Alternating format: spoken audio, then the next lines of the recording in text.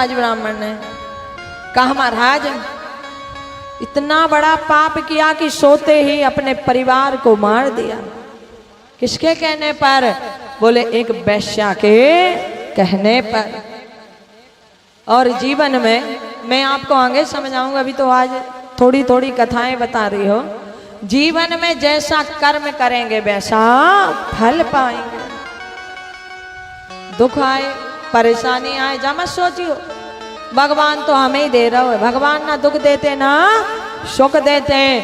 जैसा कर्म करके आए हैं वैसा भगवान हमें फल दे देते। अब पेड़ बबूल को लगाओ तो और आम ढूंढो वहां में भैया मोए आम मिल जाओ, मिलेगा क्या बताइए? नहीं मिले ना। कहा भैया बबूल ही तो लगाओ तो क्या हो गए? बोले कांटे चुभेंगे कांटे। अगर आम खाना हो तो भैया आम को लगा ले। अर्थात अगर अच्छा कर्म करोगे तो अच्छा फल मिलेगा और बुरा करोगे तो बुरा मिलेगा। क्या हुआ? बोले वेश्या के नाम अपनी जो भी जमीन थी जायदाद थी पैसा थे सब कर दो। थोड़े दिन तो वेश्या ने अपने साथ रखो और थोड़े दिन के बाद घर से बाहर कर दो। ऐसे व्यक्ति की भैया जई दुर्दशा हो वे देख लियो कहीं भी जाकर। जो अपने परिवार को धोखा देवे, जो अपने बच्चों को धोखा देवे, जो अपनी पत्नी को धोखा देवे, जो अपने माता पिता को धोखा देवे, आगे चल के भगवान भी उसकी वही गति करे।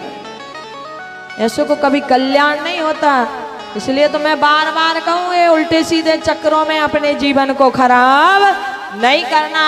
विधाता ने आपको एक अच्छा परिवार दिया है, उस परिवार के साथ रहो, उसका लालन पालन करो और घर में ही रह के भगवान का भजन करो, ताकि ये जो जीवन मिला है इसका कल्याण तब जाकर कोई अच्छो पुण्य करो होगो तो ये मानव रूप दे दिया। और अगर दे दिया तो फिर भी अगर कीड़े मकोड़ों के जैसे जी के चले गए तो क्या करो बता दो। अगर दिया है तो उससे बढ़िया भगवान की भक्ति करो, अच्छे कर्म करो ताकि कल्याण हो। अब महाराज देखो जीवन चलाने के लिए कछु तो करना पड़े। अब वेश्या ने तो घर से बाहर कर दियो। क्या किया? बोले भैया नगर में ही शहद का व्यापार करने लगे। क्या करे? शहद निकाले जो मधुमक्खी रहती के छत्ता से और पात्र में भरे नगर नगर जाए बेचे उसको, तब तो भोजन पाए। करते करते कई दिन हो गए। कहा महाराज एक दिन अपने घर से निकला इसको ज्वर था अर्थात बुखार। अब देखो अगर किसी को बुखार चढ़ा है बस चल तो बनेगा, वो भी जो बड़ो पात्र धरो सिर के ऊपर नहीं बने ना। अब ये धीरे धीरे चला। जैसे ही दूसरे नगर में गया तो क्या हुआ? बोले महाराज एक देवालय अर्थात शिव जी के मंदिर के सामने रुक गया। अब रुका, आगे इसे चलते नहीं बना, इसने वह पात्र उठाया वहां धर दियो और उसी मंदिर के अंदर आया और आकर विश्राम करने लगा। पर इसकी किस्मत से मंदिर में क्या हो रहा था आपको पता है? बोले उस मंदिर देवालय में भगवान देवादिदेव महादेव की ये पावन कथा चल रही थी। अभी कोई सुनने नहीं आओ, मैं आपको बता दूं। यहाँ पे लगे कि जो कथा सुनना आए बिल्कुल नहीं। क्यों आया? बोले भैया इससे चलते नहीं बन रहा और ये जिस स्थान पर बैठ गया उस स्थान से आगे जाने की इसकी हिम्मत नहीं है। अब देखो कथा चल रही यहाँ, कोई आके बैठ जाए वो तो कहे मेरे को कथा था सुनने में ज्यादा मन नहीं लगे। पर बैठो कहाँ बताओ? कथा पंडाल के अंदर आके। अब बैठा है तो कान में अगर उंगली भी डालेगो तो भी मेरे शब्द आके कानों तक पहुंच जाएंगे। वो मन भी नहीं करेगो तो भी कथा उसको सुनाई देगी। ऐसे ही इसका हाल बना है।